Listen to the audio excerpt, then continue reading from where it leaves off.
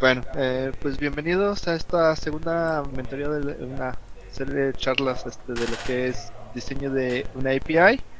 Y pues así como dice el meme, pues estamos esperando de las APIs porque la mentoría pasada fue sobre lo que era el Internet.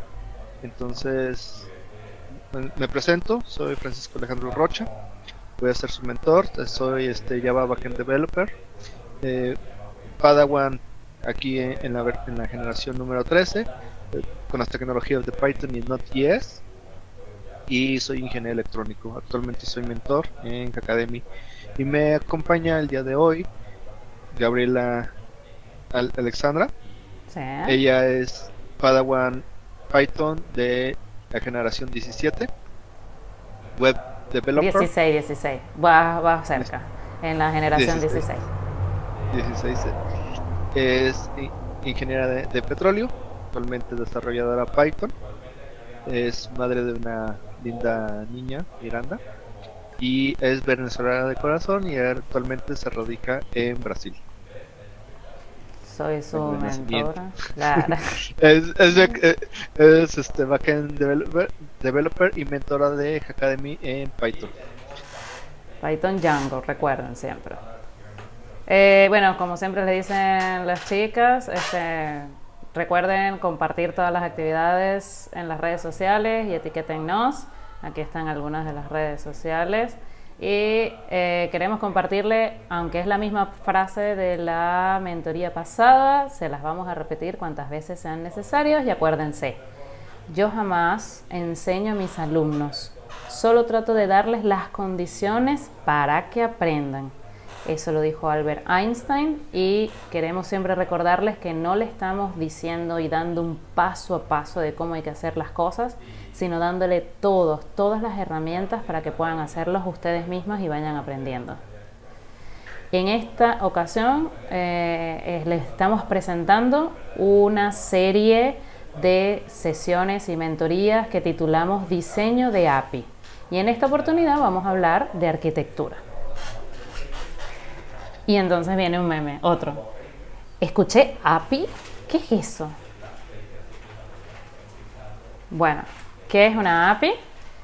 Viene del inglés, Application Programming Interface, ¿sí? Y es un conjunto de subrutinas, funciones y procedimientos que ofrecen cierta biblioteca para ser utilizados por otro software como una capa de abstracción. Entonces, fíjense acá, y aquí abro este pointer. Fíjense que acá tenemos una API request en donde está como que en el medio de todo esto, donde tenemos una aplicación cliente que por lo general lo trasladamos a un frontend o a un celular, un móvil, que le genera una petición que tiene un servidor con una base de datos. Y luego de que el servidor le responda, obtienes, valga la redundancia, una respuesta de la API. Y esto es un bucle. Y volvemos a arrancar. Espérame tantito. Sí. Ahora sí. Ok, ¿qué pasa? Quita el silencio. El listado está Ahí va. preestablecido por el propio Se usuario que muteó. va diciendo Sí, yo. A todos, porque arquitecto. está, había micrófonos abiertos. ¿Talente? Ok, entonces esta es una forma de describir, ¿sí? Fíjense, es una forma de describir la forma en que los programas y los sitios web intercambian datos. Muy importante. Ajá. Entonces, ¿cuáles son las características de una API? Debe de ser, y lo estuvimos comentando en una de las sesiones, tiene que ser independiente de la plataforma. O sea, todas, ya sea un celular, ¿A ya qué, sea una aplicación web, diga. ¿A qué se refiere independiente también de la plataforma? O sea, de que yo puedo trabajarla en un Windows, en una Mac, en un celular Android, en un celular iOS y me va a dar el mismo resultado. Pero también hay que agregar ahí que la plataforma puede ser el mismo framework o el mismo lenguaje que se esté utilizando. yo puedo utilizar una API desarrollada en Node.js y me va a funcionar. Puedo generar una API que esté desarrollada en Python utilizando Django y me va a funcionar. Puedo utilizar una API que está desarrollada en Python Flask, me va a funcionar. La puedo desarrollar en Java, en Spring y me va a funcionar de la misma manera. No es nada más de, porque estoy en Python, la API se construye o se maneja de esta manera. No, es independiente completamente de la plataforma y lenguaje que esté utilizando. Debe de poder evolucionar y agregar funcionalidades con independencia de las aplicaciones cliente. ¿Qué quiere decir esto? De que yo puedo ir cambiando o evolucionando, trabajando, modificando mi API sin necesidad de que el cliente, que es el UI, la parte del frontend, esté en dependencia. Puedo tener una versión 1, una versión 2, una versión 3 que va a ser totalmente diferente, y de ahí eh, creo que tu mamá está hablando muy fuerte. Este,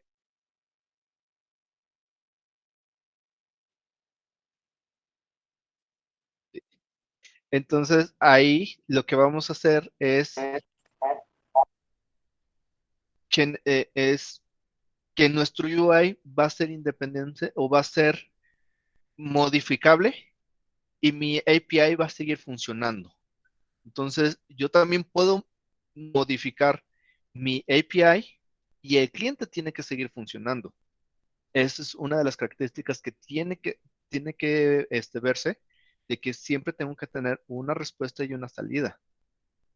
Perdón, una entrada y una salida, y tiene que ser independiente de mi cliente y la puedo ir cambiando, la puedo ir mejorando. Lo otro es el formato de intercambio de datos. Normalmente nosotros estamos utilizando JSON, pero también se pueden utilizar XML, las tarjetas que habíamos dicho. Más allá de esos formatos no los vamos a utilizar, pero se pueden utilizar, sí. Yo lo que les recomiendo más, por ser más práctico, más leíble y más rápido, utilicen JSON. Además que es, ¿se me escucha? Sí. Sí. Además de que es el lenguaje por excelencia en la actualidad de comunicación entre aplicaciones. Entonces, meter un XML en el medio en estos momentos de la vida haría que no pudiésemos abarcar, ¿sí?, todas las aplicaciones o la gente o el target que quisiéramos. Entonces, el lenguaje por excelencia en estos momentos es en formato JSON, que como habíamos nombrado en la sesión pasada, es JavaScript Object Notation. Eso es lo que quiere decir. Siguiendo un poco adelante, si quiere alguien hacer una pregunta, está, ¿sí? ¿Para qué necesitamos las APIs?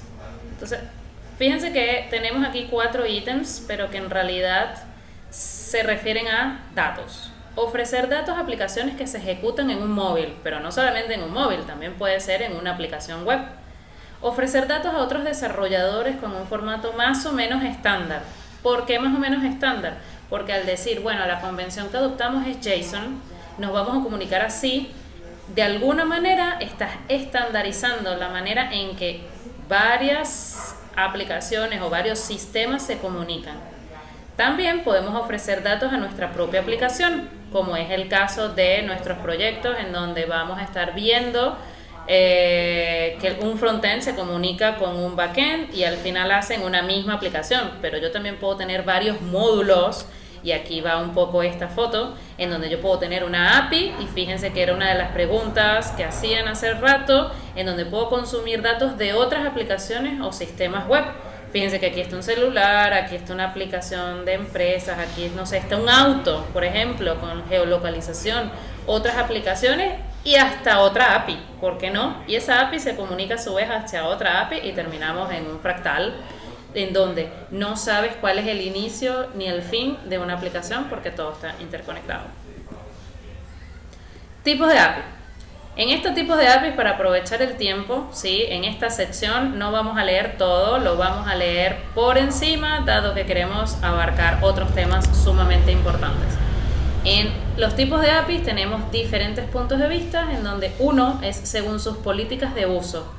Fíjense que puede ser abierta o pública, en donde tiene una restricción mínima o casi nula. Es decir, puede ser accesible de manera gratuita a todas sus funcionalidades. También tenemos... Para abarcar esos dos, que es abierta e interna, pública y privada, imagínense como es la parte de una escuela en la cual tú puedes ir y hablar con la directora, pero no te vas a ir a meter al salón de clases. Entonces, el niño consume dentro de todo lo que es la API, la API de la maestra, que le está dando información, está recibiendo información del niño, pero esta es privada, está dentro del salón de clases. Y uno como papá, pues llega nada más hasta lo que es el director. Entonces el director puede trasladar información a la maestra dependiendo de las características o de los requerimientos de los papás, pero el papá jamás va a ir y se presenta directamente hasta lo que es el salón de clases. Correcto.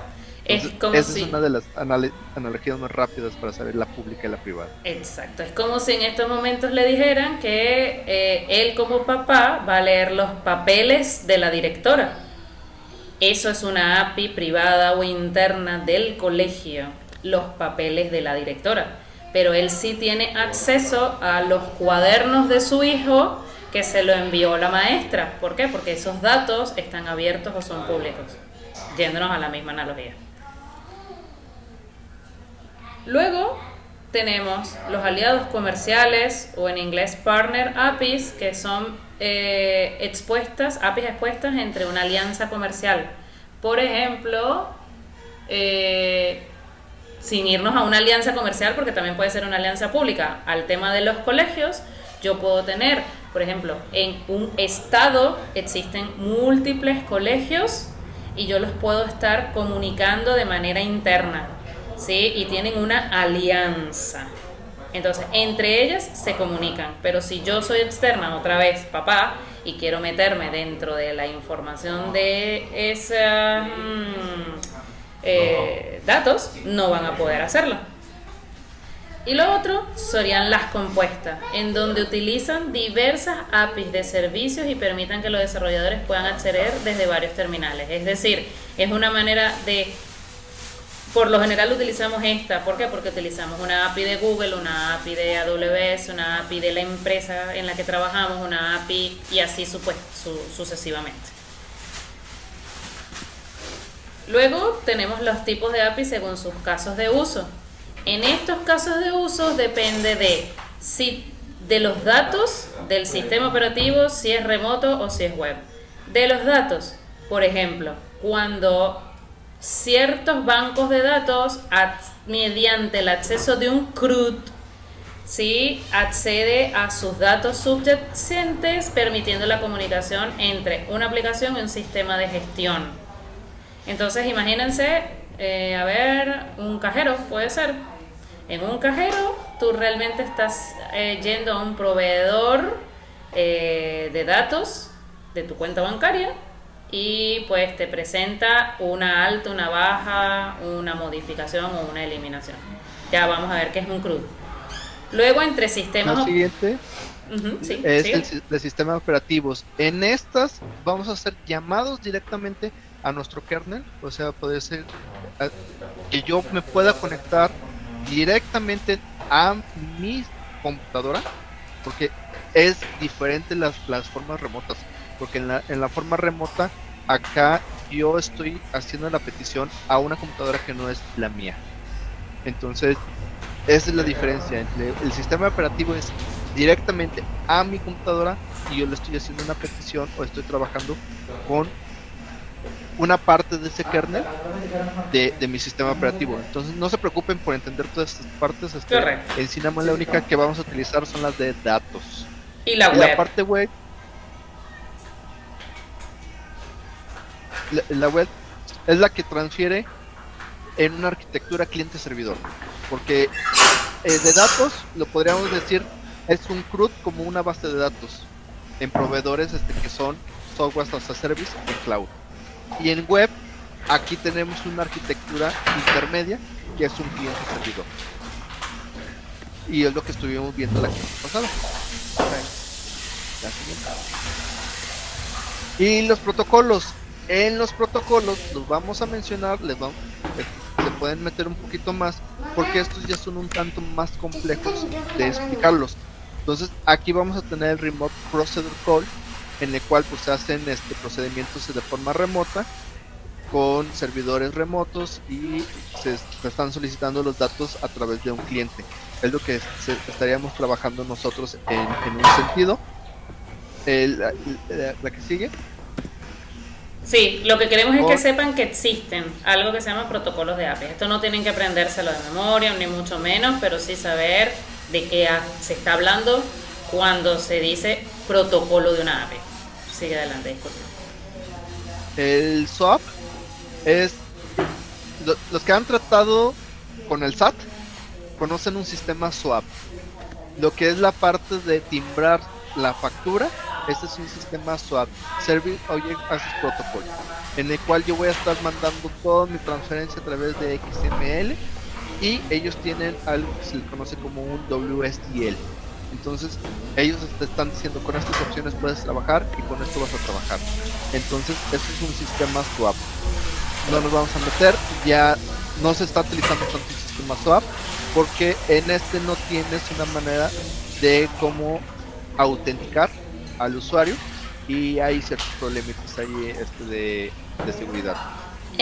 Siguiente. Ajá, en la web van a ver, para cerrar esto, en la web van a ver el sistema SOAP como una carta, en donde tú tienes una carta con un envoltorio, ¿sí?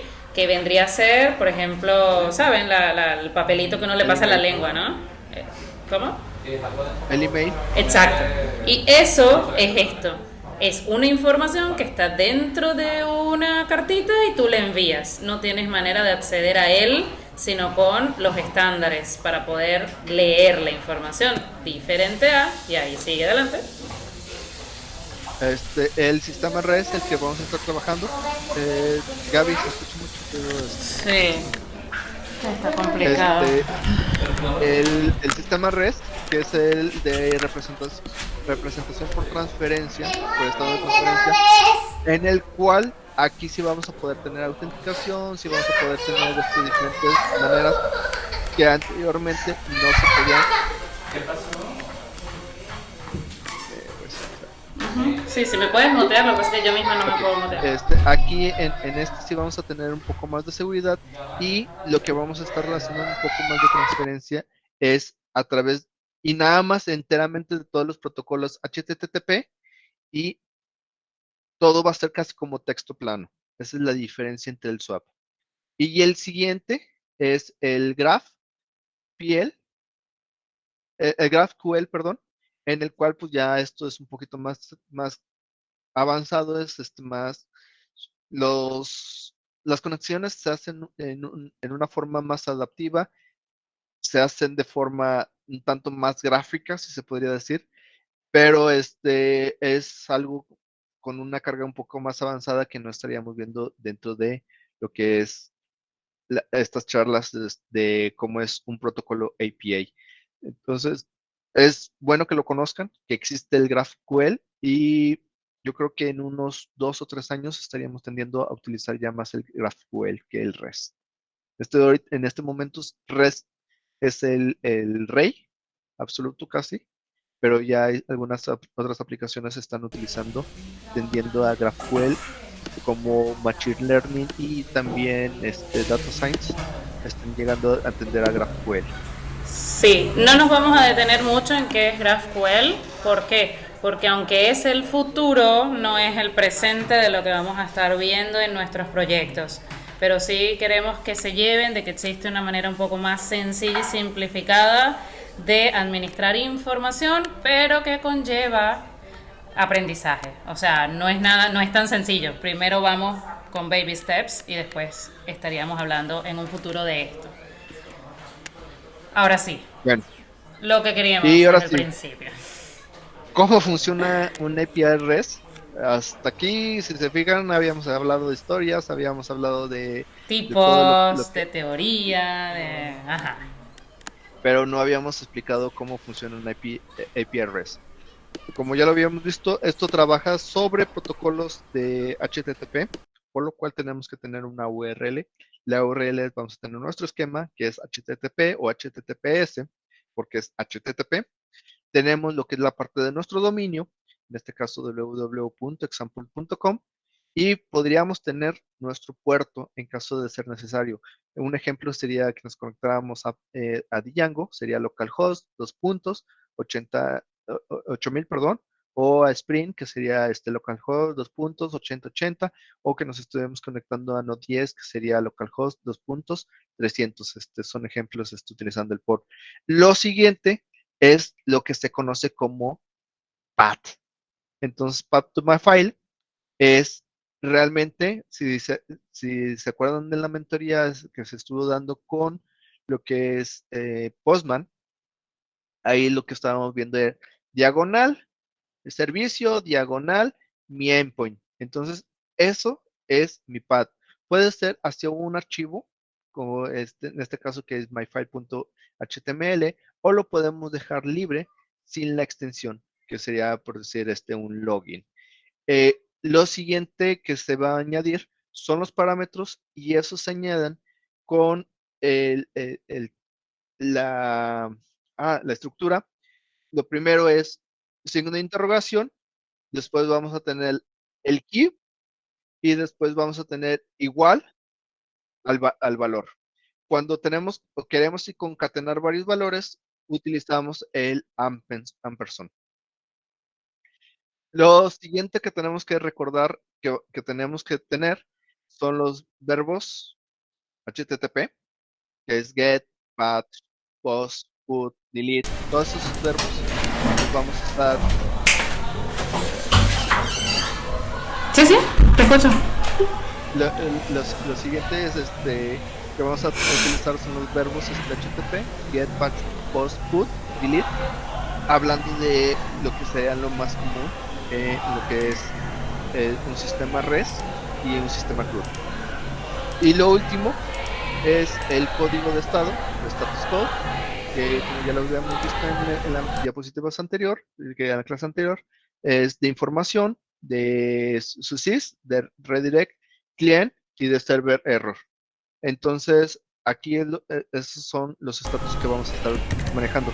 Pero ahorita ya los vamos a ver un poquito más orientados hacia lo que es el CRUD. Entonces, bueno, ahí me lo salté sin querer. Y pues, CRUD. aquí Crude, everywhere. ¿Qué es eso? Por amor a Cristo. ¿Sí? y siempre vamos a estar mencionando el CRUD. Correcto. Entonces, ¿Qué es un iniciamos CRUD? CRUD con la C, que es create. Este lo vamos a utilizar con un método tipo POST que permite crear un recurso. O sea, aquí vamos a crear, que es create. Y las características de mi método POST es la siguiente. Si yo sé que me van a decir, ¿no puedes volver a repetir? Lo vamos a repetir Sí. 4 veces. Así que no. Prepárense, 5 anoten veces. ahí. Primera palabra que no conocían, idempotente. O sea, Idempotente. mi método POST es no idempotente. Francisco, ¿qué significa? Y ya sé que no saben el significado.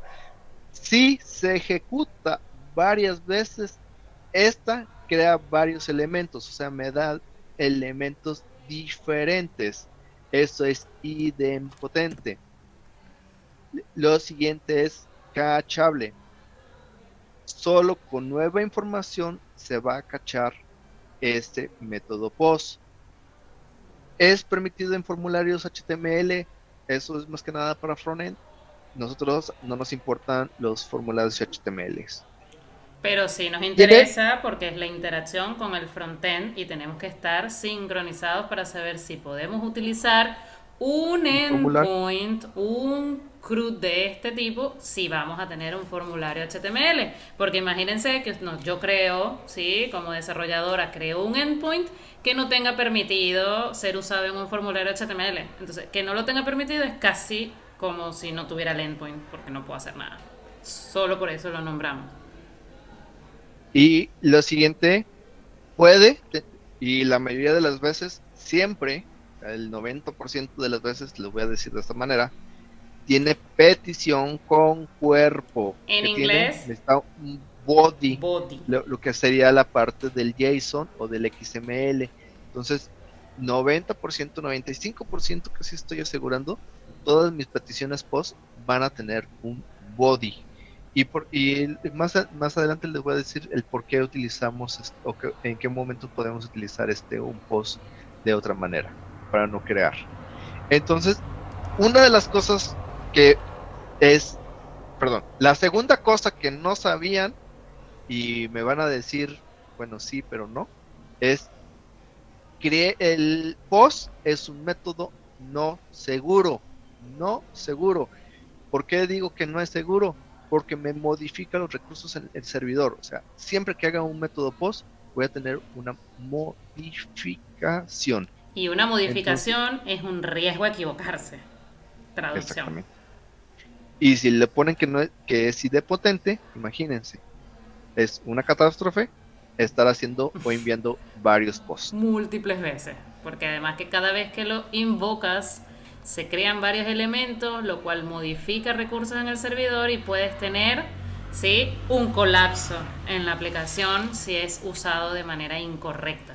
Ya sea por querer, y digo con querer porque existen hackers malintencionados que precisamente hacen este tipo de cosas para explotarte un servidor, o por un error humano. Exactamente. Entonces, de esta lámina El- quiero que se lleven: create es un post y es crear, ¿sí? Entonces, cuando ustedes le digan, mi aplicación quiero que pueda registrar usuarios, ¿a qué se traduce eso, Francisco? a crear a un post. Listo. Ok. El siguiente es read. Ah, no, perdón, Ya va. Ajá. los La códigos de errores, continuación. Sí. los códigos de respuesta que voy a tener, perdón, sí, yo me salté esa parte. Los códigos de respuesta que voy a tener, si tengo un error, puedo tener un 403, que es un acceso prohibido, puedo tener un 400, que es una petición incorrecta, o sea que falta un campo, que el valor no es válido, cosas así. 404 no lo vamos a tener aquí, si se fijan. Y un 500, que tengo un error en lo que es mi servidor. Aquí Por puedo decir que ejemplo. la base de datos no está respondiendo bien o cosas así, ¿no? Y cuando es exitoso, o sea que sí pasó todas las validaciones y sí me creó el usuario, vamos a retornar un 201. Y en el retorno vamos a regresar la Información. mayoría de las veces el mismo valor de lo que se envió, pero con ciertas validaciones de seguridad y con un ID de creación nueva. Ahora sí. Entonces, ¿cómo se puede proteger el servidor de este método? No se puede proteger, por eso no es seguro. Y por eso es que nosotros, cuando estemos en los métodos de creación, debemos de hacer, la verdad, múltiples validaciones, tantas como la experiencia y tu mente se le ocurre, y es ahí donde yo siempre meto a los testers que están haciendo cosas inesperadas por nosotros para poder mejorar nuestra aplicación y equivocarnos menos. Luego tenemos el método read, que es get. Un get permite obtener uno o más recursos. Regresamos a nuestra palabra especial. Este sí es idempotente. Sí es idempotente. ¿Qué quiere decir? Que cada vez que lo esté ejecutando me va a regresar exactamente lo mismo. Si lo ejecuto 1000 veces, tengo el mismo valor. Entonces, aquí se podría decir como el método científico. Ejecútalo, hazlo 1000 veces y vas a regresar el mismo valor. En el post, no, al no ser idempotente, cada vez me va a regresar un valor diferente. Es cachable, o sea que esto lo voy a poder guardar en caché. Me va a permitir el uso en formularios. Este es el único casi que podría, bueno, del CRUD que vamos a ver, es el único que no tiene cuerpo. Hago un get, una petición sin cuerpo, que no tengo Sin ningún body. body. Correcto. Y este es seguro, chicas, este sí es seguro. Aquí no estoy modificando mi, en mi recurso en el servidor, porque nada más estoy leyendo.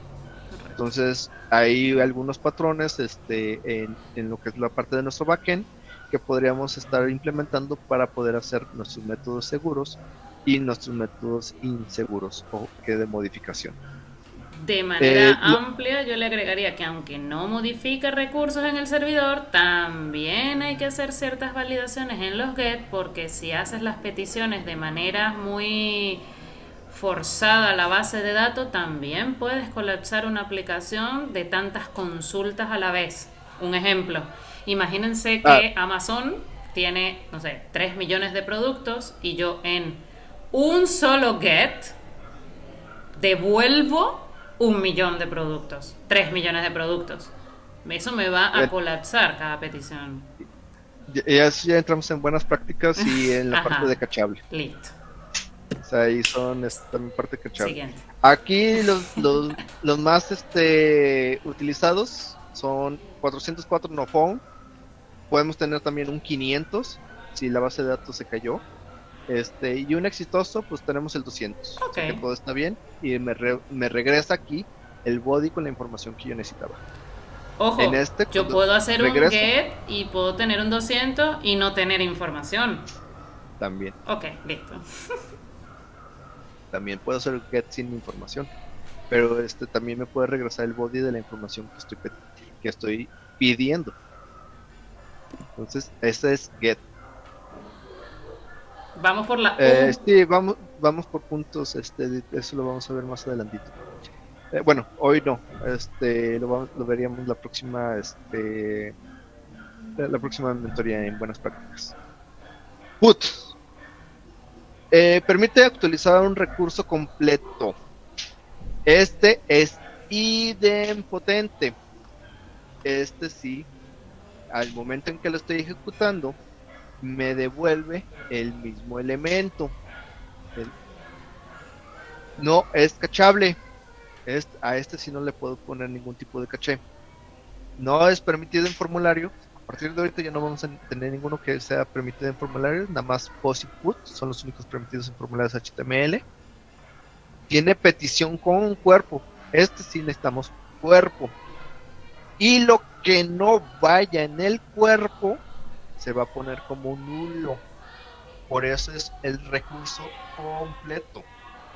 Entonces, si yo tenía un name y tenía username y nada más le pasé un chain al username, el nombre tiene que volverse como nulo y no es seguro. ¿Por qué? Porque estoy modificando los recursos en el servidor. Entonces Aquí, volvemos a los llévense mismos. U de update, un método put, actualiza un recurso completo. ¿Por qué no es cachable? Porque estamos Devolver. cambiando la información y al momento en que yo estoy generando, y como estoy poniendo sistemas null, no sé si la siguiente petición que se me haga puede ser con información o sin información. Por eso no es cachable. Y entonces a mí me surge la duda de que algunas se deben estar preguntando, ¿qué es caché? ¿Qué es cacheable? Cachable es que lo puedo almacenar por un cierto tiempo en mi memoria para poder Porque es estar fijo y no cambia. exactamente. Puedo estar devolviendo la información exactamente igual en cada petición sin necesidad de entrar a mi base de datos. Códigos de respuesta. Los códigos de respuesta que vamos a tener: 403, si quiero hacer una petición no autentificada, por decirlo así, es un acceso prohibido. Un 400, que es la petición incorrecta por valor o porque falta algún campo. En esta la puedes obviar porque hay campos de que son opcionales, pero también puede haber campos que sean obligatorios. Por eso hay una validación de tanto de campos como de valores. 500, pues que la base de datos se cayó, ¿no? Eso lo vamos a estar diciendo al fin, hasta el fin de nuestro día. Cansancio.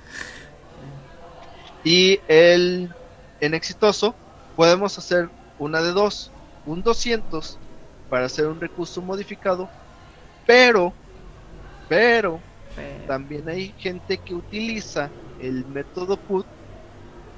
Si no le mandas el ID, puedes generar un recurso nuevo. No es de lo mejor, pero pero, si hay personas o hay desarrolladores que lo hacen de esta manera, en el cual si el ID no existe, crea el recurso nuevo. Por eso también tenemos un 201. El siguiente es sorpresa. patch. Es un update. Seguimos en la U de update, de actualizar. Pero miren la diferencia. Sí. En a diferencia del put, aquí vamos a hacer actualizaciones parciales. O sea, si nada más le mando un solo campo, ese único campo se tiene que modificar y todos los demás permanecen como el estado que tiene. No es idempotente. Hay que tener cuidado con eso, porque cada vez que esté enviando me va a dar un resultado diferente. Aunque hay un pero, es posible que pueda meter algunas validaciones para poder generar el mismo resultado y volverlo idempotente.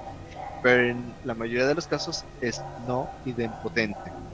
Correcto. Fíjense que en sí está declarado como no idempotente, sin embargo en algunos casos los podemos transformar a idempotente. ¿Por qué? Porque genera los mismos resultados. Entonces, como ya había mencionado, no es permitido en formularios. También está teniendo una petición con body y no es seguro porque estamos modificando. Correcto. Entonces, en los updates tenemos de dos sopas. Put, P-U-T, que es completo, el cortito es completo, y patch, que es el más largo, patch, Parcial. es parcial. O sea, de hecho, pueden hacer la analogía, ¿no? De pat, parcial, y el boot Completo. completo. Ese no tiene mucha vuelta.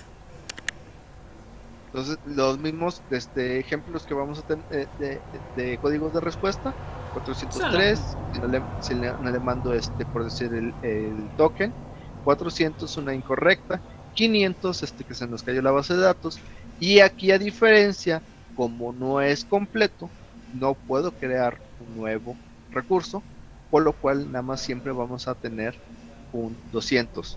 Pero qué tal si el ID no existe, pues podríamos estar mandando un error de 400 a un 404. Correcto. Y ustedes se preguntarán, porque me lo estoy preguntando yo mismo ahorita, ¿y para qué yo necesito conocer la respuesta, el código de respuesta en el CRUD? Y me lo vas a contestar cuando terminemos el delete. De hecho, se me había olvidado, en el update también regresamos en los dos, tanto put como patch, regresamos el body con la modificación que se hizo para poder decirle al frontend si se modificó correctamente. Claro. Al delete, el último es mi Vamos delete. por de CRUD delete. Entonces, en permite eliminar un recurso. A veces no queremos eliminarlo, lo queremos persistir, y entonces lo que hacemos es ponerle una flaca, pero al fin y al cabo es una eliminación del recurso. En es idempotente, o sea, siempre que genero un delete, siempre me va a borrar el mismo usuario, el mismo ID, entonces es idempotente. Por ahí ya estaban diciendo que querían enseñar con esa palabra, pues la vamos a seguir mencionando. Idem. No es cachable, porque pues ya no tengo información que cachar al resultado. No está permitida en formularios. Y es opcional ponerle un cuerpo. Porque pues esto realmente, Si ya como nada más lo estamos eliminando, entonces es posible que no no necesitamos ponerle un cuerpo. ¿Cuándo sí le podríamos poner un cuerpo? Cuando estoy diciéndole, elimino este usuario por ser grosero, ¿no?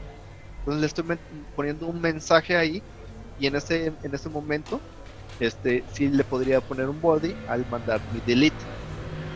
Y no es seguro porque me modifica mi base de datos o mis recursos. Entonces, eso es lo que es el delete. Ojo, spoiler alert de nuevo, yo sé que Francisco me va a decir, eso lo vamos a ver en la mentoría siguiente, de buenas prácticas, pero jamás de los jamases se elimina un recurso de verdad. Se hace algo que se llama soft delete o baja lógica, que es parecer que estás eliminando un recurso, pero le estás colocando en lo más común un booleano en donde dices este recurso está eliminado, no lo muestres más, pero la verdad no está eliminado de verdad. Entonces por eso, sí, y ahí me traslado a ciertas situaciones de la vida real, la gente cree que cuando elimina sus fotos en las plataformas están eliminadas. No, señor, todo eso está en los servidores de la empresa donde usted le colocó la foto, solamente que tiene un flag, una bandera, un booleano que dice muéstralo como eliminado, pero eso ellos tienen acceso. Bueno, de hecho realmente no es tan así porque por GPDR, GPDR en español, es un consenso en Europa. Sí se tiene que permitir el delete, sí se necesita borrar esa información, y más cuando se alude a una cláusula, esto en Europa. Pero estás hablando de grandes transnacionales, pero una API que estoy haciendo yo, en donde No, coloque... no, si todo está fincada en Europa o el servidor está en Europa, sí tiene que tener ese permiso para Listo. eliminar la información. Por eso Entonces, dije buenas prácticas y lo hablamos más tarde, en la próxima charla. Entonces ahí tenemos que ver ciertas, cuando estamos haciendo una arquitectura, necesitamos ver ciertas notaciones legales Ajá. para poder hacer nuestras APIs. Fíjense, Realmente ya nos estamos metiendo hay, con cosas legales. hay ciertas cosas legales como cross-border data, GPRD, creo que Argentina también tiene un GPRD, Japón tiene GPRD, México no tiene GPRD, pero sí tiene ciertas legislaciones, como cross-border data para ciertos datos bancarios que no pueden salir de México. Eso era lo que iba a decir, que por ejemplo en el método GET, cuando estamos obteniendo todos los datos, a veces por legislaciones te piden que no coloques los datos sensibles si el que te está haciendo la petición no está autorizado. Y ahí imagínense una aplicación, una API de un hospital que tiene una historia médica y cada vez que hacen una consulta le devuelve todo. No, solo lo hacen si están habilitados. Tenemos 10 minutos y se va a cerrar la llamada, nos volvemos a conectar a la misma. Perdón, eso fue mi error. Ok. Entonces los códigos que vamos a utilizar, pues es el 404 que no encuentra el ID, por decirlo así, y el 500, que pues tenemos un error en la base de datos o cosas así, y el 200 para que realmente sí se eliminó ese dato. Entonces con esto hacemos el CRUD. Y resumiendo, si quieren vamos a cambiarnos, o sea, ¿tenemos que salirnos todos o se tiene que terminar por completo? no, creo que nos termina y ya después nos volvemos a conectar a la misma liga, por favor. Ok. ¿Podemos resumir sí. el resumen? Bueno, resumiendo, fíjense, tenemos el CRUD, tenemos un cliente REST que hace peticiones REST. ¿Por qué? Porque tiene que ceñirse a lo que hemos hablado, de que tiene que ser ciertos protocolos con ciertos métodos que tengan, en este caso son endpoints, y aquí menciono una palabra clave que es payload. El payload también es conocido como body o cuerpo, que es información que viaja dentro de la petición. Entonces fíjense que en el CRUD viaja un método POST en un endpoint con un cuerpo o información, ¿sí? Un payload, y el servidor REST le responde, y por eso la otra flechita, un 201, por ejemplo, con la ubicación de ese nuevo recurso creado, que como dijo Francisco, puede ser un ID. Por ejemplo, yo tengo mi base de datos andando, creo un nuevo recurso y ahora yo voy a hacer la usuaria 355 en ID de una base de datos. A eso es lo que se refiere con location. Luego tengo el método read, lectura de datos, que hago usando el protocolo HTTP, hago un método get a un endpoint, en donde fíjense que no viaja un payload o un body. Le hago la petición al server REST y obtengo un 200 con un payload que es la información, el body, que me regresa acá, y es por eso que yo veo, por ejemplo, en este caso devices, vamos a imaginar que son, no sé, celulares. Bueno, me devuelve un 200 más una lista de celulares que yo consulté. Yo quiero saber todos los celulares Samsung. Bueno, ahí me va a mandar, no sé, todos los modelos. Luego tengo el U de update, en donde utilizo igual el mismo protocolo, un put a un endpoint, que le envío un body porque necesito actualizar algo, entonces le tengo que decir qué es lo que voy a actualizar. El servidor me responde con un 200 si todo fue exitoso. Cabe destacar que todas estas de resumen y de ejemplo son caminos felices, porque tenemos las otras de errores. Y por último, un delete, en donde utilizo el método delete a un endpoint, que fíjense la nomenclatura, se me pasó, lo siento. En este endpoint, y hago un repaso súper rápido y aprovecho, fíjense que dice API Devices y ya está. Pero en cuando haces una actualización y una eliminación, necesitas indicar cuál es el recurso que vas a actualizar o que vas a eliminar. ¿Por qué? Porque no es que tú vas a mandar a un API Devices y vas a eliminar todo.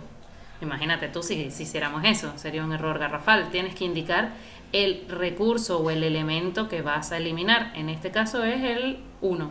El servidor vuelve a responder con un 200 si fue exitoso. Entonces, soñemos con esto, con un CRUD, y me fijo cuántos minutos nos quedan. 6 minutos, no, todavía queda 6, listo. Y nos vamos a algo, ¿sí? Que sería la arquitectura REST. ¿Y a qué nos referimos con arquitectura, Fran? ¿Qué es arquitectura? Que créanme que tiene que ver con edificación, no sé, los ingenieros civiles o los arquitectos, pero no es desde ese punto de vista, ¿no? De cimientos. ¿Cómo defines arquitectura? La arquitectura de un sistema REST es que todo mi conjunto ya de todas mis endpoints, de todo lo que estoy trabajando, me tiene que dar una finalidad, y esa finalidad pues es que sea una interfaz uniforme, o sea, que sea genérica para toda mi administración, que se produzca de entre lo que es mi cliente y mi servidor de una manera uniforme, o sea, de que siempre yo esté teniendo esa forma de decirle, quiero hacer una petición para el usuario, y de ahí pues entonces voy a estar siempre trabajando de esa manera. No es de que voy a tener un endpoint que se llame usuario y te devuelve libros. Exactamente. O sea, imagínense que yo ponga el endpoint usuarios, y cuando le hago la consulta con un get me devuelve una lista de libros. Eso no tiene coherencia ni uniformidad. O también que tenga usuario, y luego ¿cómo se llama? Usuario 2, usuario 3, usuario 4, y es que usuario es para crear, usuario 1 es para obtener el usuario, y el usuario 3 es para cambiar el usuario. No, eso no es uniforme. Entonces necesito tener nada más mi endpoint que va a ser usuario, y lo puedo nada más modificar por lo que es mi métodos, o lo puedo estar trabajando por mi URI o URL. Y lo siguiente es un sistema de capas. Entonces, ¿se acuerdan en Postman que yo estaba metiendo mi base URL? mi base, y después estaba poniendo mi servicio.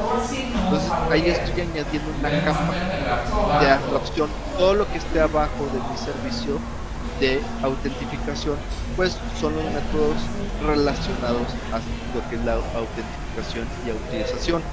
Entonces estoy generando una capa. El otro tipo de capa que podría estar haciendo es cuando estoy escalando, estoy evolucionando mi sistema por red, y entonces ahí vemos cuando tenemos B1 o B2. ¿Qué es versión 1? Versión 2. Mi versión 1 tiene un tiempo de salida y siempre se va a mantener, y nuestra versión 2 pues pueden cambiar los parámetros para poder estar trabajando. Entonces esta es la diferencia entre lo que sería mi versión 1 y mi versión 2, y esto es escalabilidad, pues cachable, que todo mi sistema pueda almacenar o pueda tener un caché. Y un sistema de caché muy utilizado pues es el sistema Redis. Entonces en este puedo tener peticiones ahí que sean comunes y ya no tener que ir directamente a mi servidor o mi infraestructura para poder estar devolviendo exactamente la misma petición, y esto me devuelve me hace un servicio más veloz a lo que es la experiencia del usuario, porque nada más la primera petición iría a extraer toda la información y todo lo demás ya quedaría guardado. Y es sin... Ajá. Ya. Ok.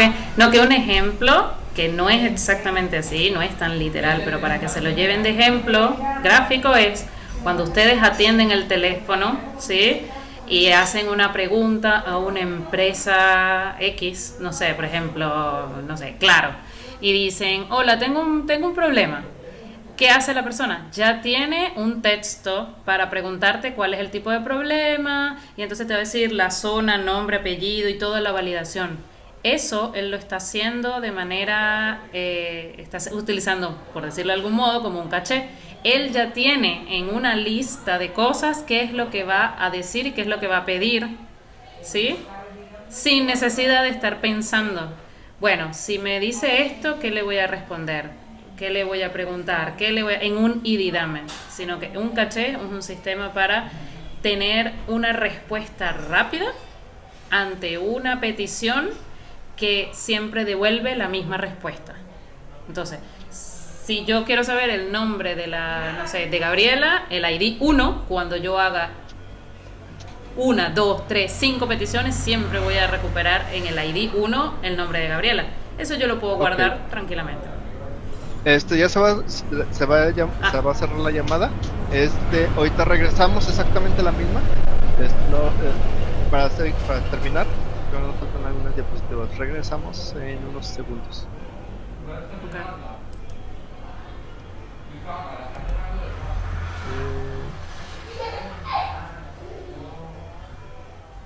Sí, hay que esperar a que se termine. Sí.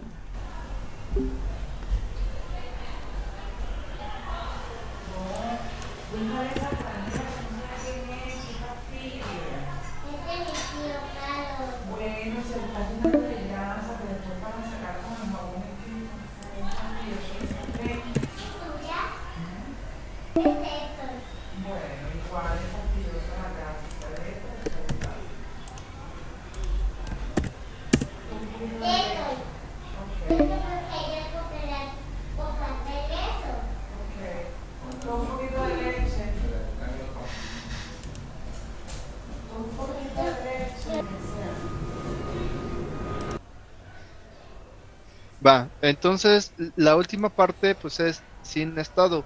¿Qué quiere decir eso de que sin estado? Que cada petición que reciba el servidor debe ser independiente, es decir, que no es necesario mantener sesiones.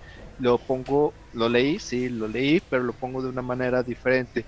Que si yo voy y hago una petición, voy a estar recibiendo la información, y no es necesario que me esté logueando o que tenga la información ya ahí. Ya es que no se ve la presentación ahí, que que sea dependiente de la sesión o de lo que yo estoy de lo que yo estoy enviando.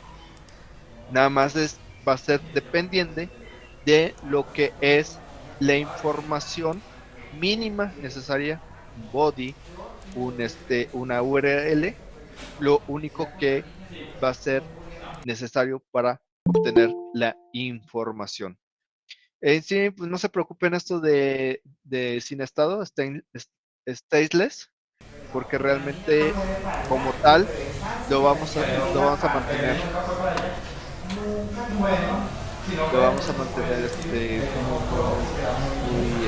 muy sencillo. La mayoría de nuestros servidores siempre van a ser stateless. La última de mi arquitectura es que servidor. Entonces la acoplación tiene que ser débil. O sea, yo no tengo que tener una dependencia hacia lo que es mi servidor. ¿Cuándo entran en juego las cookies? Pues aquí en esta parte.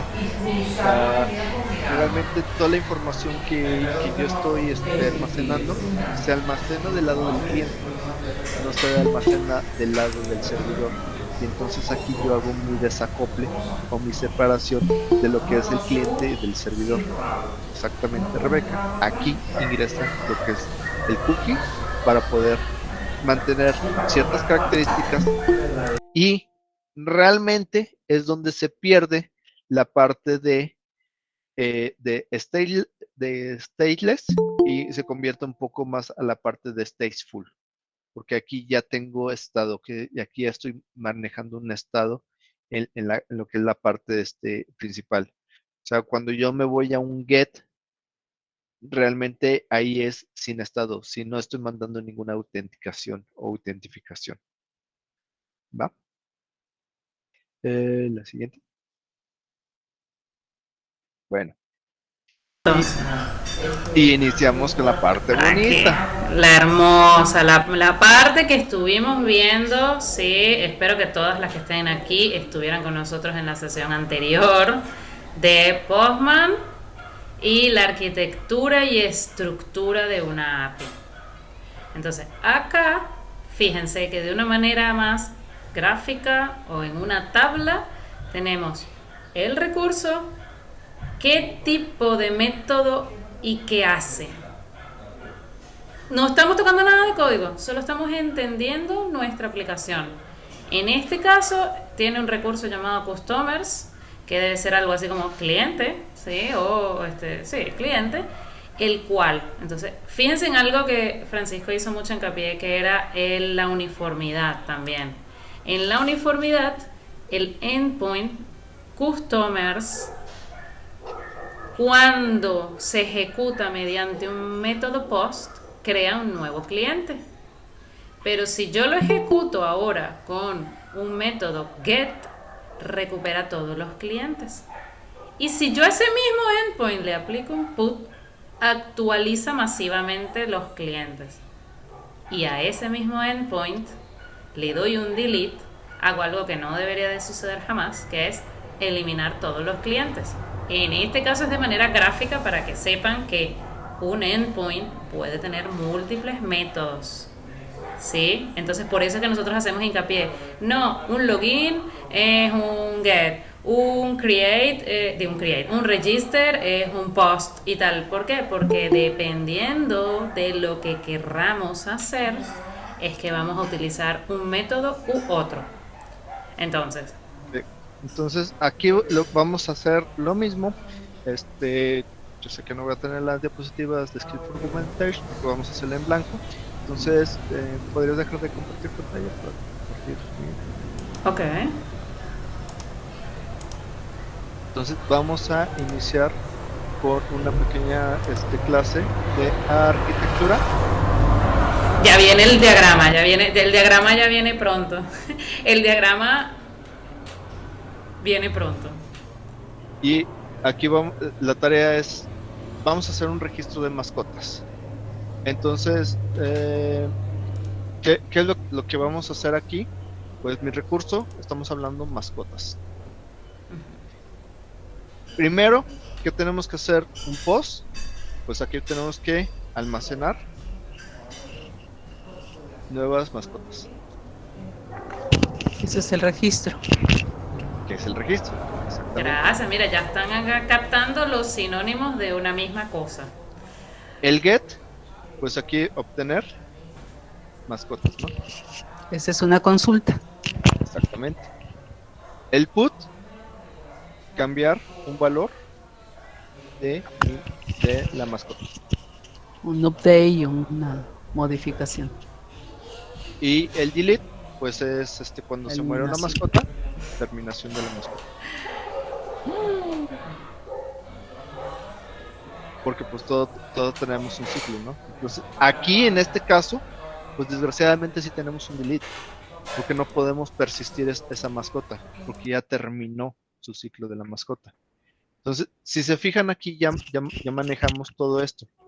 Ahora, otra de las cosas es de que, pues la mascota, Oye, Fran, estaba pensando que eso también se aplica para, digamos, para las personas, por ejemplo, en el INE, ¿no? En el IFE, cuando fallece una persona, ¿no? O en el Seguro Social, en el CURP, ahí dan de baja, ¿no? No. El ¿Ah, no? CURP, el CURP no tiene delete, el RFC no tiene delete porque se mantiene directamente el CPF, se mantiene permanente. ¿Y el IFE? El IFE también se tiene que mantener permanente, de hecho por eso. Y también por cosas de herencia, ¿no? Necesitas Sí. tener persistencia porque como después sabes que es tu mamá, papá, hermanos o familia para poder enlazar. Entonces ahí sería una actualización, ¿no? Cambia de... ¿No? Cambia de Gracias, ¿viste? Al momento en que le doy delete, ¿cómo se llama? Se le pone el tag, pero no se borra ese usuario. Se pone de que ya la entendido persona y falleció, anotado. pero no se borra. Entonces, aquí en mascotas, yo le puedo poner 1, y aquí, en la siguiente parte, podría ser Ojo, ese 1 no va hardcodeado. Por lo general en todos los lenguajes se le coloca PK, ID, mascota ID. O sea, se genera un espacio para dejar una variable. Le estamos colocando un 1 por mero ejemplo, pero puede ser 1, 2, 1 millón. Necesitamos colocar allí una variable. Y de hecho a eso es lo que iba. Exactamente. Aquí yo estoy metiendo 2 niveles, entonces yo no puedo hacer esta tabla. ¿Qué es lo que tengo que hacer? Separar mi tabla, y como dijo bien Gaby, va a ser un ID. Muchos lo manejamos de esta manera o de esta manera. Cualquiera de las dos es válida, ID, y lo mismo me pasa. ¿Y le suena conocido con Postman las dobles llavecitas? Donde no sabes el valor que estás esperando, pero estás esperando un valor. Exactamente. Y entonces, aquí como tiene un ID, es idempotente, aquí voy a tener un error. Esto no lo puedo hacer. Entonces aquí, si se fijan, acá tengo obtener mascotas. Aquí es obtener la mascota por ID. Cambiar un valor de la mascota por ID. Y aquí, terminación de la mascota ¿Por qué fue error en post? por ID. Es error porque aquí yo tengo un ID. Tú no puedes poner. ¿Qué significa un post? Primero, ya va, vamos para atrás. ¿Qué haces de fondo cuando estás haciendo una petición post? El registro. Que se traduce en una palabra, crear.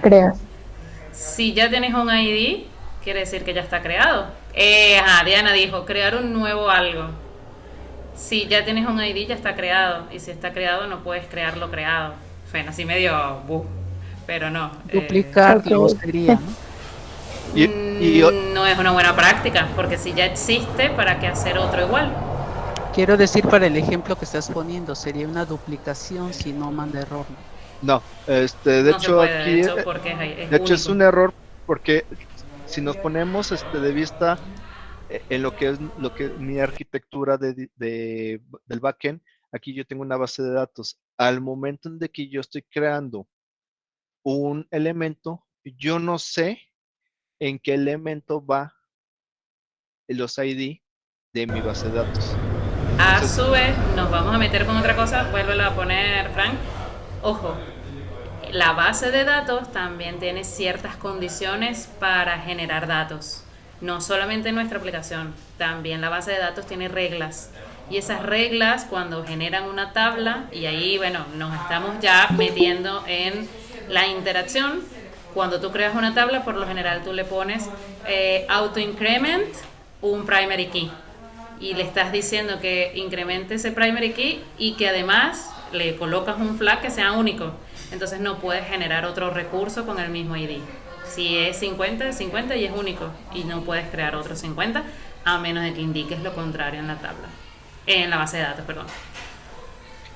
entonces por eso, como nosotros no sabemos el ID en el que va, y nos podríamos estar saltando de ID o podríamos estar haciendo un error, por eso es un error mandar el ID en un post. Y lo siguiente, pues es aquí el alimento. Entonces aquí pues es almacenar alimento de mi mascota.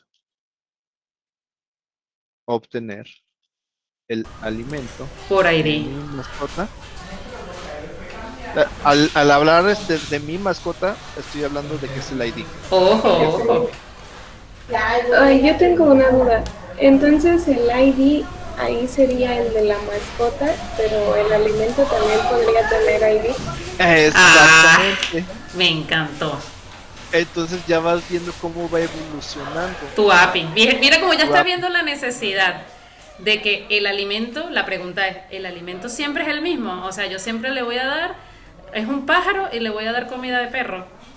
No, ¿por qué? Porque yo tengo otros IDs para el alimento, entonces comida de perro es 1, comida de pájaro es 2, comida de gato es 3.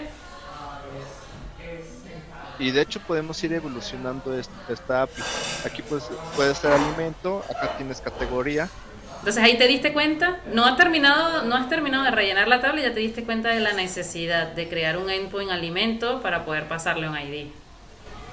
Categoría de alimento, aquí ponernos algo Cada más largo. endpoint responde a una tabla en el diseño de la base de datos.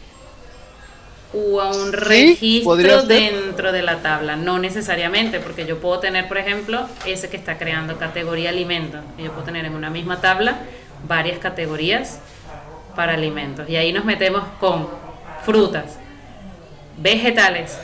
En vegetales está cebolla, no sé, lo que pasa es que no sé si se llaman igual, ¿no? Pero cebolla, uyama, pimentón, y vaya usted a saber qué O sea más. que un endpoint puede ser por detalle.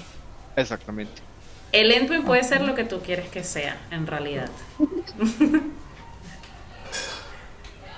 Y entonces aquí puedes hacerlo por categorías, por detalles, por utilidad, porque puedes tener, por decir así, Por eh, precio. usuario password, ¿no? ¿Qué tal si estás manejando password, pero está dentro de tu tabla de usuarios? Pero nada más estás dando una categoría desde que estás trabajando eso de usuarios. Entonces fíjense cómo ya se vuelve un poco más complejo porque antes de pasarle un alimento, yo necesito crear el alimento. Y entonces ahí ve al post, ¿no? Y ahí vas rellenando ahora. Y así vamos sucesivamente. Y así vamos rellenando toda nuestra tablita. Entonces, si se fijaron, no es complejo, nada más es ir analizando qué es lo que quieres y de ahí ya te va a ir empezando a dar todos tus recursos. ¿Puedes terminar la tabla, Fran? Y en algunos casos no es tanto lo que quieres, sino lo que te piden. ¿Por qué? Porque siempre vamos a tener otros clientes, y cuando digo clientes ya son clientes de la vida real que quieren un producto, una aplicación ya terminada, y ellos pues, fíjense el reto, traducir en código, o en este caso en una arquitectura de una API, lo que una aplicación va a contener. Es por Una eso que duda. debemos de entender el proyecto. Sí, nada más, al momento de llenar pues, la tabla, no es necesario llenarlo como en un orden los recursos, porque, por ejemplo, aquí en las dudas que ponían en el chat, es, ya, si todavía no teníamos los alimentos registrados, entonces no podemos obtener o almacenar los alimentos, entonces no es necesario llenarlas en un orden. No. En Ok. el caso que estamos ahorita de modelado y organización y arquitectura, no. Vendría a ser como una lluvia de como venga, pero después los vas a ir ordenando para la ejecución en el código. ¿Por qué? Porque como bien dijiste, uno depende del otro. Entonces no Sí, puedo... por eso si no nos mandaría como errores al momento de obtener cada registro, por ejemplo, de las bases de datos, ¿no? Porque ya venían Exactamente. relacionadas con las llaves. Exacto. Y entonces ahí entra ya la segunda parte que nosotros no lo vamos a ver, que es el modelado de mi endpoint con mi base de datos. Entonces, si se fijan, esto es una forma teórica. Esto es una forma teórica. Después tengo que modelar eso Modelar la a mi base de base de datos y con esta información volcarlo a mi mock server, Correcto. que es la parte práctica. ¿Por qué necesito el modelado de la base de datos? Se lo estarán preguntando. ¿Por qué necesito el modelado de la base de datos? Porque eso es lo que me va a permitir en el código realizar ciertas invocaciones y transformaciones. No es lo mismo, por ejemplo, hacer una consulta a la base de datos de una tabla que tiene 2 y 3 columnas de los datos que ya yo quiero devolver, a hacer 2 y 3 consultas a diferentes tablas y construir una respuesta, ¿sí? Pero bueno, no nos vamos a meter en esto, estamos ahorita en el modelado de la API, ya después van a ver la interacción, el modelado de base de datos. Vamos.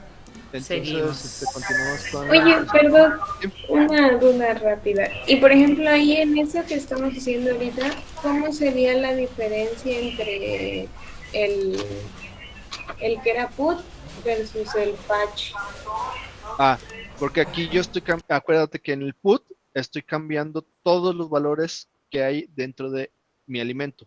Entonces, o agarro todo el valor que tenía con un get y modifico ese valor específico que quiero mandar, o de una forma sencilla, pues yo pongo mi patch, que sería otra columna, y nada más permito que me haga la modificación de uno de los solos campos que se están haciendo. Ok, gracias. Entonces con esto estoy generando mi estructura REST. Esto es una estructura REST. Entonces ya estamos viendo de que es genérico, de que es... No depende del lenguaje, no hemos codificado la primera línea de código, solo estamos entendiendo el proyecto. Es por capas, es escalable, es evoluciona, porque ya estoy metiendo cosas más ahí, y tenemos capas que son los mismos ordenamientos que estamos dando. Correcto. Avanzando en la siguiente, y aquí viene una de las actividades que deben de realizar ustedes, ¿sí? Es una de dos. En esta es completar la tabla que les estamos presentando de mascotas, que ya Francisco pues se adelantó, pero la idea es que ustedes puedan ubicar el endpoint y el método que se necesita para realizar.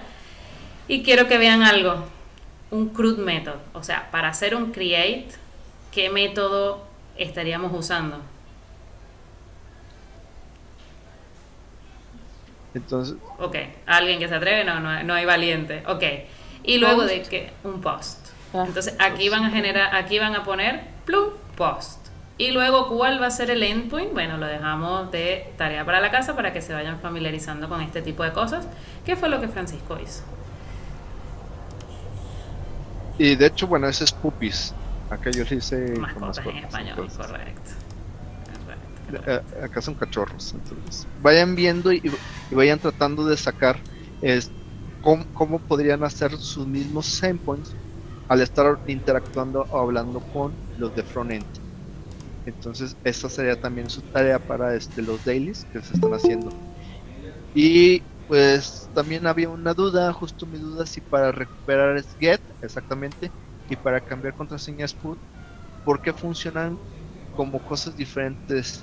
Porque hay otros estándares de seguridad en los cuales no puedes estar mandando, por decir, en el get la contraseña porque esta se transmite por medio del internet y se puede obtener directamente al hacer el get y transmitiéndola a través de lo que es un body.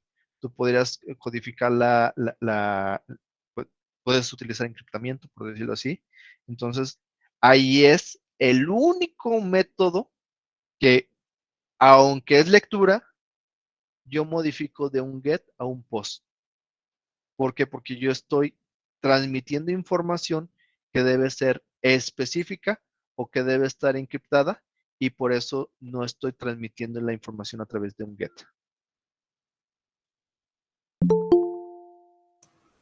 Yo tengo una duda. Ajá. En la mentoría de hace rato, habían dicho que la tarea, para recapitular, era los endpoints en el mock server en Postman y el diagrama en UML, pero... Sí. Ahorita... Que son varias actividades, hay varias, no es una. Ok.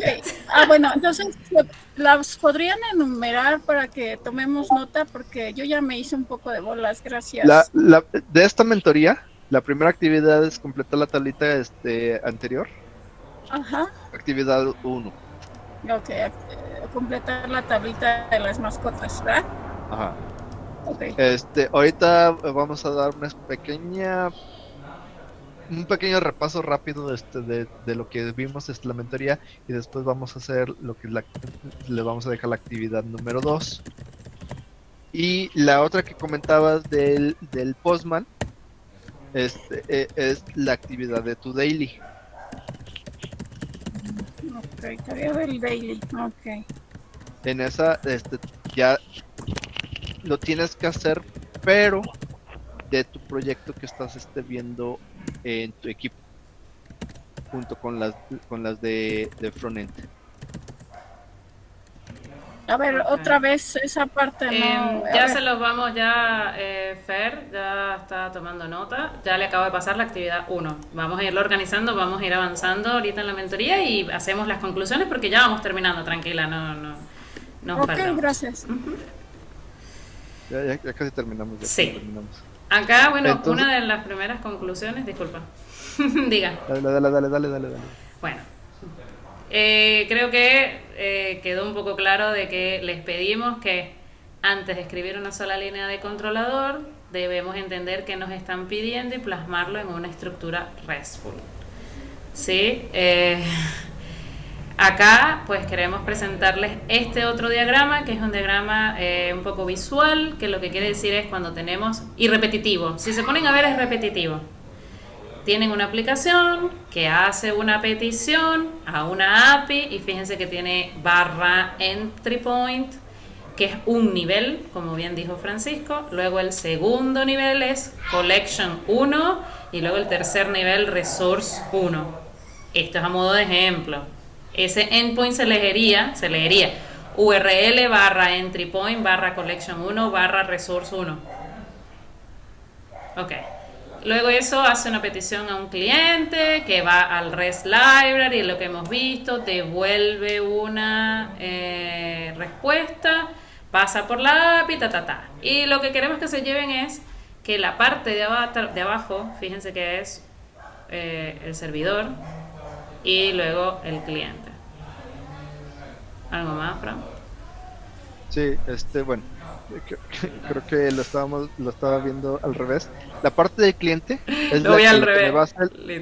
Me va a hacer la petición, o sea, lo que es de derecha hacia izquierda, me va a hacer la petición hacia lo que es mi API.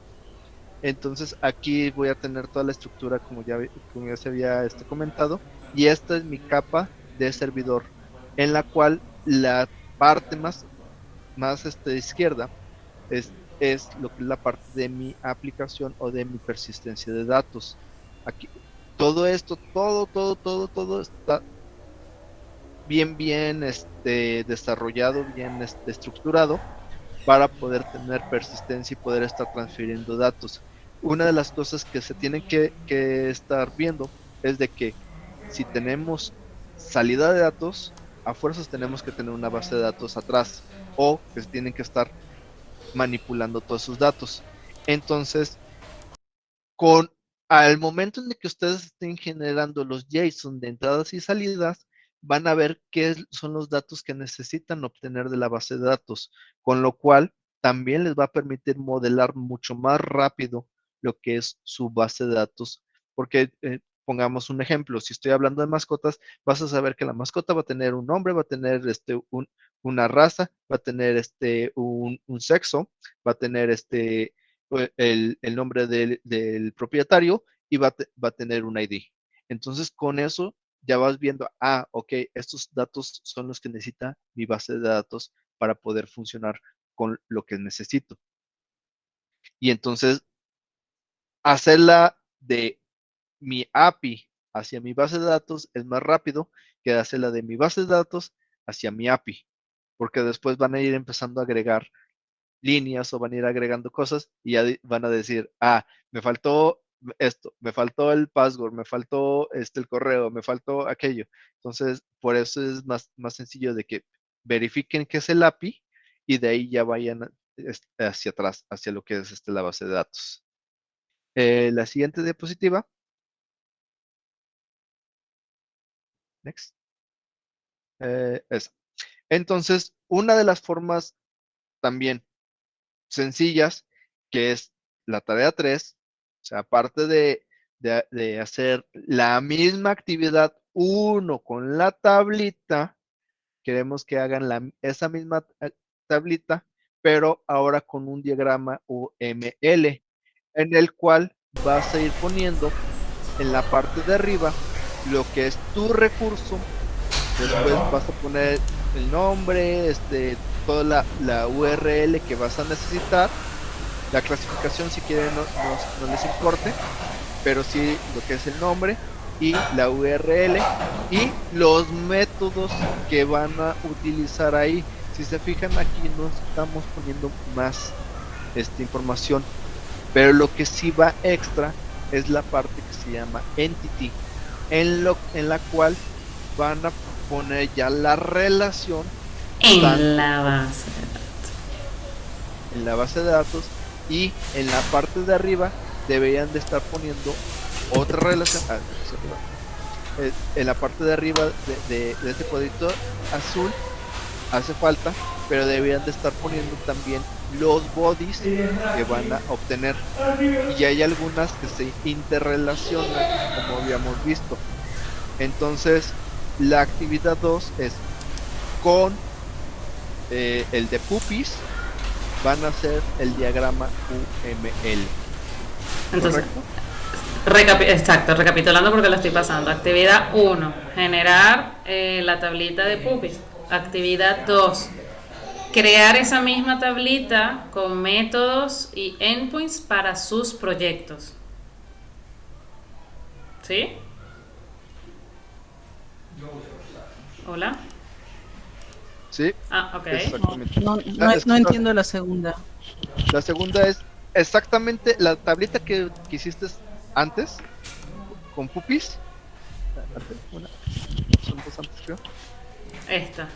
Esta. Pero ahora la vas a hacer de una manera gráfica. Cada proyecto de ustedes sí tiene un login y un registro. ¿Sí? Es la actividad 2. La actividad 2 es genera esta misma tabla, o sea, endpoint, método, CRUD y el resultado de sus proyectos. A ver, ya entendí. O sea, la tarea 1 es terminar la de Puppy. La 2 es hacer esta misma tabla, pero de acuerdo a nuestros proyectos. Y la 3 sería la tabla de Puppies, bueno, lo de Puppies en UML. Y luego la tarea 4 es hacer la de su proyecto en diagrama UML. Ok. ¿Es así, Fran?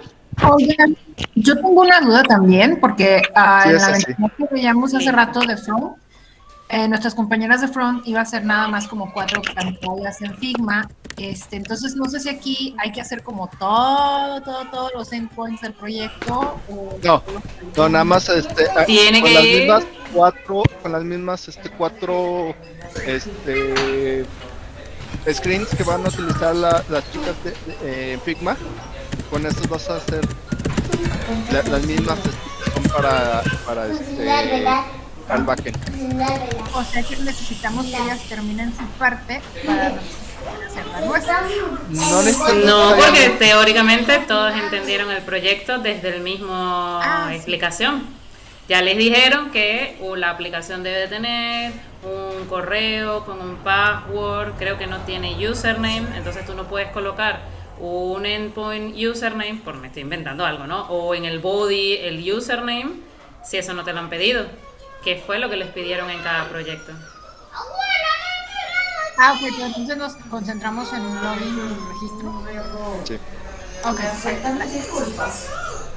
Y ya nada más lo único que vas a estar haciendo es ¿podrías cambiarle a la actividad, a la siguiente actividad, el diagrama de UML?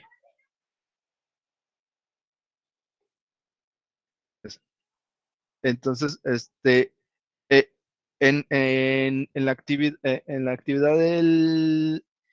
perdón, cuando estés con las chicas de frontend, lo que vas a hacer es verificar que realmente estén en el mismo plano, decir, ok, ¿qué vas a mandar en el login? Te voy a mandar usuario y password. Ok, entonces nada más son 2 datos, ¿no?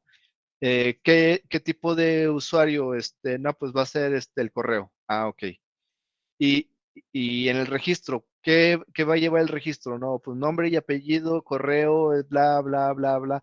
Y entonces eso lo vas volcando a tu diagrama, a tu entity, a tu JSON, y lo vas volcando hacia lo que son tus diagramas UML. Gracias, Constanza. Constanza acaba de resumir todas las preguntas que acaban de hacer, ¿sí? La idea es que todas y cada una, las 150 chicas de backend, sepan hacer una tabla de arquitectura y un diagrama UML. Y luego, para poder hacer el entregable por equipo, pues pueden charlarlo entre ustedes. ¿Por qué? Porque teóricamente todas deberían de tener lo mismo. ¿Por qué? Porque, como bien dijo Francisco, si el registro contiene nombre, apellido, correo y teléfono, yo, Gabriela, no puedo tener nombre, apellido y ya está. ¿Por qué? Porque se supone que sus Product Owner y Scrum Master les pidieron ya unas especificaciones técnicas. ¡Qué asco! Y como ya lo van a estar haciendo, ya lo están volcando hacia el diagrama UML, nada más lo único que van a hacer es generar su colección y generar automáticamente su mock server para que vayan adelantándose y vayan viendo cómo está funcionando y lo pueden hacer las conexiones. Entonces, fíjense que allí viene ya, ¿sí? Para aquellos que van anotando, una quinta actividad que realmente es como el entregable final, lo que realmente nos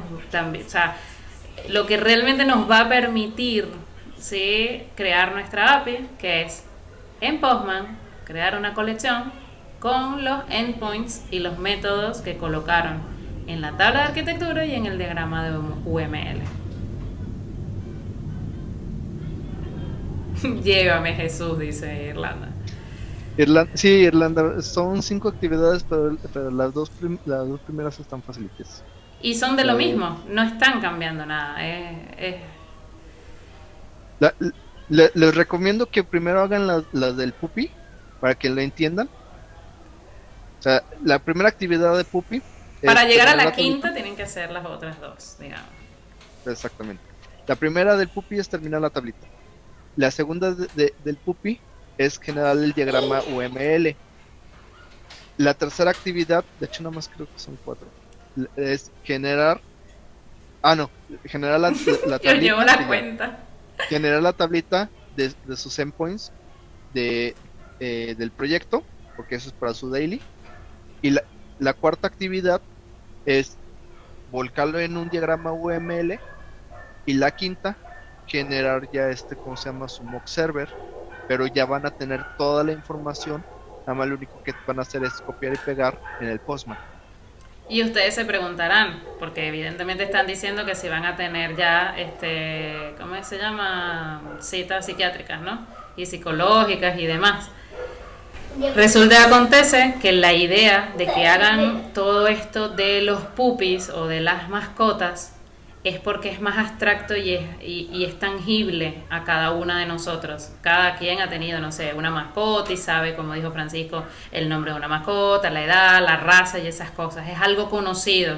Entonces la idea es que practiquen con algo que lo tienen fresco, conocido, para luego que lo hicieron, tener ese mismo conocimiento en algo desconocido que son sus proyectos, porque es algo nuevo. Es un login, es un registro, entonces se van a sentir un poco más confiadas a armar algo primero conocido y luego algo un poco más que tienen que hacer preguntas, ¿sí? Por eso también lo damos hoy, para que tengan mañana. Exactamente. Andrea, sí lo pueden hacer colaborativos, pero traten de hacerlo de manera individual para que vayan entendiendo. Y también aquí, Arisbet, sí, exactamente. La quinta actividad se hará después de revisar los diagramas, porque para que no hagan doble trabajo. Ok, me gusta, me gusta. Entonces, por lo pronto 4 y luego hacemos bien la colección. ¿Les gusta así más y nos quedamos en 4 y no en 5? El diagrama UML es todo. ¿Y dónde está en diagramas UML? Draw.io, no lo recuerdo. Lucidchart. Ayer yo decía que también podemos utilizar Figma. Figma te deja hacer cuadraditos y meter texto, pero hay herramientas especializadas para esto. Starloom. Y es más, si ya no quieren pensarle mucho, hagan papel y lápiz.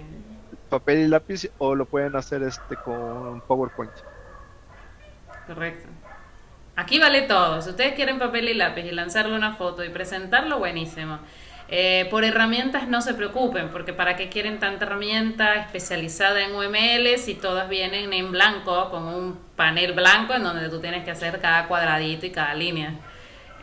No hay nada que ya esté hecho, la verdad. Ese Draw.io funciona, creo que es el que funciona nativo con Google. Sí. Y Lucidchart también funciona con Google. A mí no me queda tan claro si esto de las tablitas y los diagramas es por historia o ahí cómo se va agrupando. No, no lo veas por historia, velo por sprint o por funcionalidad. Ok. Por ejemplo, hasta donde sé, y volvemos a repetir, solo tienen el login y el registro. A ver, ¿me permites compartir? Sí, señor. ¿Qué necesitan para un login y un registro?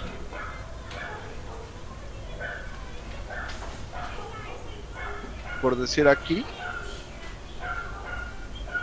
en esto yo tendría, ¿cómo se llama? Una pantallita. Y yo ya sé qué le voy a ir poniendo de este lado, ¿no? Yo ya sé que aquí, tiene que necesitar, tiene un endpoint. Ya le voy a dar aquí el tip. Tiene un endpoint de login. Entonces aquí yo ya tengo endpoint, login, entrada, JSON, con ciertos valores, salida, JSON, token. ¿Qué tipo de método va a ser este? Pues va a ser un tipo método post. Y así se van. ¿Y la descripción de lo que hace eso?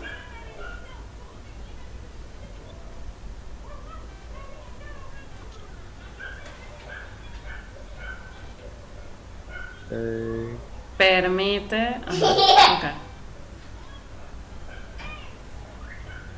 Y así nos vamos.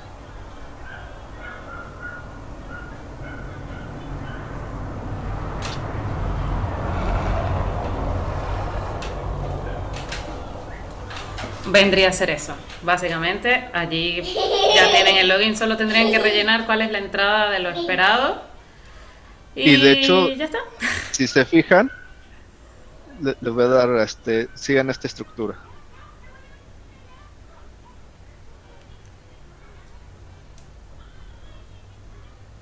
Endpoint, descripción, método, entrada y salida.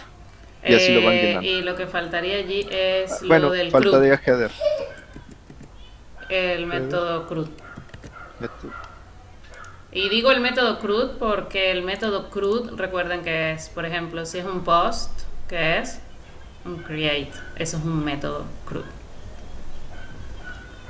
No, Irlanda, esto sería la tercera y cuarta tarea. O sea, esto es para que lo puedan poner en el Figma. En la tablita. Y lo vayan poniendo. Todo esto, tú lo llenas y ya lo vas volcando aquí en tu tablita.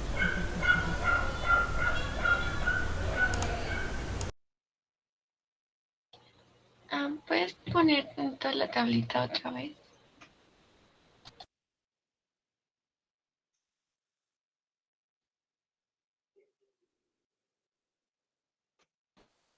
Gracias. Sí.